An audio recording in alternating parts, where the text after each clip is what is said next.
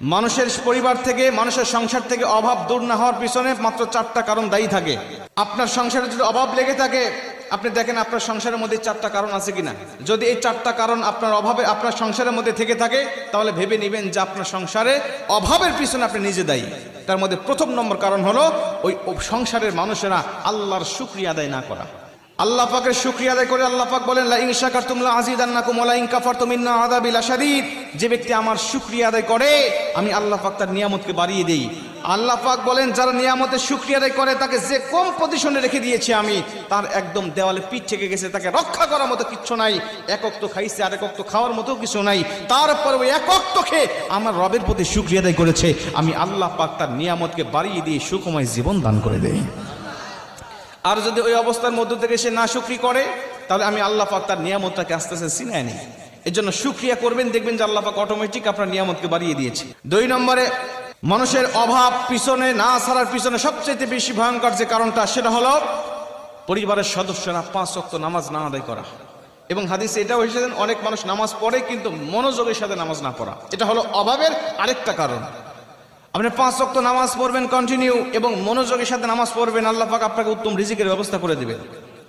3 নম্বরে, নবীজি সাল্লাল্লাহু আলাইহি ওয়াসাল্লাম বলেন, ওই ঘরে রহমত বরকত না ঢোকার পিছনে মেইন আরেকটা দায়ী থাকে, সেটা হলো ঘরের মধ্যে ছবি মূর্তি দিয়ে পরিপূর্ণ রাখা এবং ঘরের মধ্যে নাপাকযুক্ত ময়লাযুক্ত জিনিসপত্র রাখা। কয়জন ব্যক্তির ঘরে এরকম আছেন যার ঘরে ছবি নাই, মূর্তি নাই? এরকম কয়জন ঘরের ব্যক্তি দেখাতে পারবেন বলেন? অধিকাংশ মাহফিলে গেলে আমাদেরকে ঘরের মধ্যে বসতে দেয়, দেখি দেওয়ালে চতুর্দিকে ছবি টানানো আছে, নিজের ছবি, বাবার ছবি, দাদার ছবি, 14 পুরুষের ছবি টানানো আছে, নেতার ছবি, পশু পাখির ছবি, বিভিন্ন ছবিগুলো টানিয়ে রেখেছেন ঘরের মধ্যে। নবীজি বলছেন, যে ঘরে ছবি মূর্তি থাকে ওই ঘরে রহমতের ফেরেশতা প্রবেশ করে না। আর রহমতের ঘরের ফেরেশতা থেকে যে ঘরটা শূন্য, ওই ঘরের মানুষেরা কখনো রিজিকের অভাব থেকে কখনো মুক্ত হতে পারে না। জোরে কর নাউজুবিল্লাহ। এই জন্য যার ঘরে ছবি মূর্তি আছে, আজকে মাহফিল থেকে যাওয়ার পরে প্রথম নম্বর আমল হবে আপনার ঘর থেকে ছবি মূর্তি নামিয়ে ফেলবেন। রাজি আছেন তো ইনশাআল্লাহ? 4 নম্বরে নবীজি বলেন, ওই ঘর থেকে অভাব দূর না হওয়ার পিছনে মেইন যে কারণটা, সেটা হলো ঘরের মানুষেরা মিথ্যা কথা বলা, মিথ্যার চর্চা করা। আমরা মিথ্যা ছেড়ে দেবো ইনশাআল্লাহ। নবীজি বলেন, সাহাবীরা জিজ্ঞাসা করলেন, ইয়া রাসূলুল্লাহ, কোনো বখিল কি কখনো মুমিন হতে পারে? নবীজি বলছে, হ্যাঁ, বখিলও মুমিন হতে পারে। আবার সাহাবীরা প্রশ্ন করলেন, ইয়া রাসূলুল্লাহ, কোনো কাপুরুষ কি মুমিন হতে পারে? নবীজি বলছে, হ্যাঁ, কাপুরুষও মুমিন হতে পারে। সাহাবীরা আবার প্রশ্ন করলেন, ইয়া রাসূলুল্লাহ, কোনো কাজ্জাব মিথ্যাবাদী কি কখনো মুমিন হতে পারে?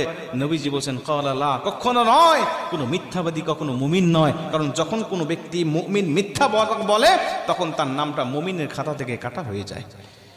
এই জন্য মিথ্যা কথা পরিহার করবো ইনশাআল্লাহ। আল্লাহ আমার রিজিকের মধ্যে বরকত দান করবে, আমার সংসারের মধ্যে বরকত দান করবে, জীবনের মধ্যে বরকত দান করবে, হায়াতের মধ্যে বরকত দান করবে ইনশাআল্লাহ। আল্লাহ এই 4টি কাজ থেকে আমাদেরকে বিরত থাকার তৌফিক দান করুক। জোরে বলেন আমিন। আরেকটু জোরে বলেন আমিন।